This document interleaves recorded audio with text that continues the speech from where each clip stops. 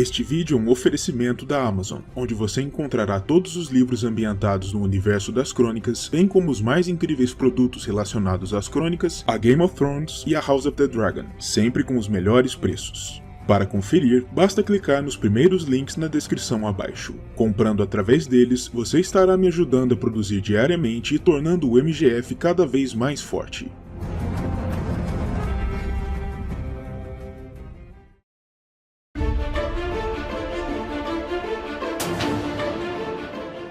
Saudações a todos e sejam bem-vindos a mais um vídeo extra do MGF, e este será bem interessante, eu garanto. Como eu escrevi no material promocional, hoje é o dia de cutucar um vespeiro que eu tenho evitado há tempos, muito embora tenha lançado ano passado um vídeo de temática semelhante, apresentando aqueles que eu acreditava ser os maiores espadachins de Westeros.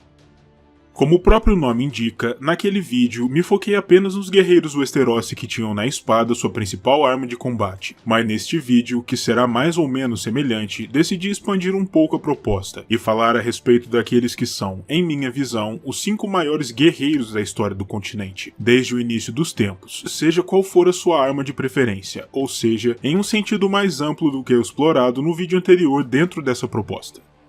Mas antes de começarmos a falar a respeito das minhas escolhas, precisamos estabelecer alguns critérios e regras importantes. Portanto, prestem bastante atenção, pois o pleno entendimento de tais critérios será crucial para a compreensão do vídeo como um todo.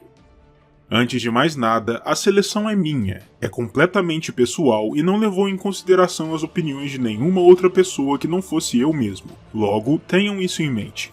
Se algum guerreiro que vocês julguem merecedor não figurar nesta lista, apenas se reportem a este primeiro fato e entenderão o porquê. Eu simplesmente discordo de sua visão. Em segundo lugar, como dito anteriormente, o vídeo tratará da história de Westeros como um todo, mas como ela é bastante extensa, provavelmente alguns guerreiros ficarão inevitavelmente de fora e talvez nem sequer sejam lembrados, o que é mais do que natural a se considerar a mera quantidade de personagens notáveis ao longo dos tempos. Mais uma vez, tenham isso em mente e usem a oportunidade para complementar o vídeo com nomes nos comentários. Por último, mas não menos importante, é preciso reforçar que todas as armas são bem-vindas, pois a lista elenca guerreiros, não espadachins, arqueiros, besteiros, lanceiros, guerreiros com maças, clavas, dardos ou achas de arremesso especificamente, e que ambos os sexos são contabilizados, embora a quantidade de mulheres guerreiras, por motivos históricos, seja bastante reduzida. E antes de começar, novamente, é a minha lista, e eu não posso enfatizar isso o suficiente. Se você tem uma lista diferente da minha, o espaço nos comentários é seu, aproveite-o. Com tudo isso fora do caminho, por fim, comecemos. Número 5. Daemon Targaryen.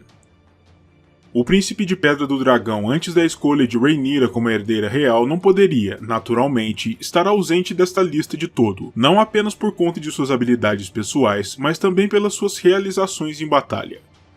Tendo sido o lendário montador do furioso Caraxes, Daemon foi um dos guerreiros mais temidos de sua geração, por bons motivos, tendo controlado a capital como comandante dos Mantos Dourados com um punho de aço e tendo lutado guerras em diversos pontos do continente e nas Ilhas dos Degraus, onde chegou mesmo a forjar para si um reino próprio, antes de retornar a Porto Real e oferecer sua nova coroa ao irmão Viserys I, para restabelecer a paz entre ambos. Como Daemon ia à batalha normalmente montado em Caraxes, não existem muitas instâncias em que ele precisou de fato empunhar sua lâmina para derrotar seus inimigos, mas aquela que com toda certeza foi a mais famosa de todas foi o assassinato de seu sobrinho Aemond, na luta de dragões alto sobre o Olho de Deus, quando Daemon audaciosamente empunhou Irmã Negra, a espada da rainha Visenya, e pulou de sua cela para enterrá-la no crânio de Aemond, matando-o instantaneamente enquanto ambos caíam dos céus para seus respectivos finais. O corpo de Daemon jamais chegou a ser encontrado, mas todos concordam que a vida do ousado príncipe foi encerrada devido ao impacto da queda, encerrando a trajetória do principal líder da facção negra na Dança dos Dragões. Apesar de sua morte, seu legado sobreviveu, tendo Daemon se tornado uma legítima lenda após sua morte, tendo seu nome sendo rememorado no batismo de outro personagem lendário da história dos reinos, que citarei mais tarde. Número 4. Sir Jaime Lannister, dotado de ambas as mãos. Não existe muito que se precise dizer aqui para defender a posição de Jaime nessa lista, sendo ele considerado por outra lenda viva, Sir Barristan Selmy, como o melhor espadachim natural nos Sete Reinos.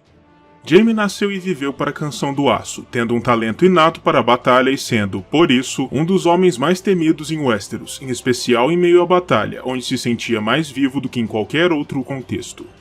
Ordenado cavaleiro ainda muito jovem, ele já era uma estrela de fama em todos os reinos antes mesmo de se tornar um homem, e era tido como um guerreiro imparável. Mesmo em seu estado mais lamentável, logo depois de emergir de uma estada nas masmorras úmidas de Correrio, ele ainda foi capaz de se manter em patamar de igualdade com Brienne de Tarth em uma luta de espadas, ainda que se encontrasse também em correntes. Por conta de tudo isso, o ato de Vargo Hoat de ordenar a remoção da mão da espada de Jaime, a mão através da qual ele vivia, se tornou ainda mais vil e monstruoso para muitos leitores, inclusive este que vos fala, por conta de sua enorme injustiça, privando o Lannister de sua principal ferramenta de projeção de respeito e poder, e do único caminho que já conhecera na vida, o caminho das lâminas. Como pensaria Brienne mais tarde, com muita propriedade, uma coisa era assassinar um leão, outra, muito pior, era arrancar dele uma pata, deixando-o confuso e desorientado e roubando dele a majestade. Número 3. Sor Barristan Selmy. A expressão lenda viva é a melhor que pode ser empregada para se descrever o status de Sor Barristan durante os eventos das crônicas. O povo humilde costuma frequentemente colocá-la em patamar de igualdade com os grandes e mortais heróis das canções antigas, embora Sor Barristan esteja diante deles e possa ser testemunhada em ação. As espadas, as lanças, as massas e os outros armamentos se tornam quase vivos em suas hábeis mãos, e não existe nos reinos homem que não tenha no mínimo um respeito reverente pelo velho senhor comandante da Guarda Real, que mesmo para além de seus 55 anos de idade, ainda é capaz de derrotar outros homens sem nenhum esforço, mesmo que estes sejam muito mais jovens, maiores ou mais fortes do que ele. Sor Barristan provou suas credenciais em diversas ocasiões, tanto na guerra quanto em operações mais específicas, como o resgate de Aerys II em Valdocaso, em 277, e as maquinações para o aprisionamento de Isdar Zolorak e Meereen, após o desaparecimento de Daenerys Targaryen, quando o velho cavaleiro suspeitou que o consorte de sua rainha poderia ser, ele próprio, a Árpia, a principal inimiga do governo de Daenerys. Número 2. Robert Baratheon. Talvez o posicionamento deste personagem acima de Sor Barristan ou Jaime Lannister cause alguma controvérsia aqui, mas em minha visão, a posição de Robert nessa lista é bem merecida, conforme explicarei agora. Robert foi e é, desde sempre, um homem nascido para o combate, não apenas no sentido de ser bastante habilidoso com seu lendário martelo de guerra, como também no sentido de ser alguém que ama a canção do aço e a adrenalina de um combate valoroso. Robert sempre foi tão bom cavaleiro no aspecto militar quanto se poderia esperar, sendo um legítimo gigante de 2 metros de altura, descrito como tendo a força de um auroch, sendo praticamente imparável no campo de batalha, surgindo impositivo e intimidador com seu elmo com altos chifres de veado, que lhe conferiam um status de lenda viva.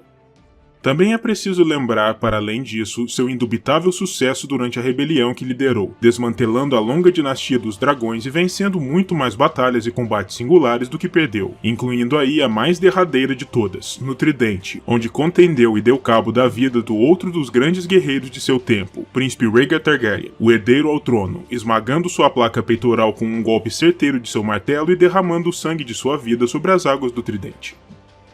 Robert não é talvez o mais virtuoso dentre todos os guerreiros listados aqui, mas sua irresistível força, seu talento e sua inclinação natural ao combate e seu sucesso militar com toda certeza justificam sua alta posição nesta lista, ao menos durante seu período de juventude, antes que o tempo, o poder e os vícios arruinassem sua forma, tornando-o uma triste sombra daquilo que fora um dia. E antes de falarmos a respeito do primeiro lugar, acompanhem-me em uma numerosa quantidade de menções honrosas, pois nenhum vídeo que se preze sobre grandes guerreiros de Westeros estaria devidamente completo sem tais citações, mesmo que não fosse possível colocar a todos na lista.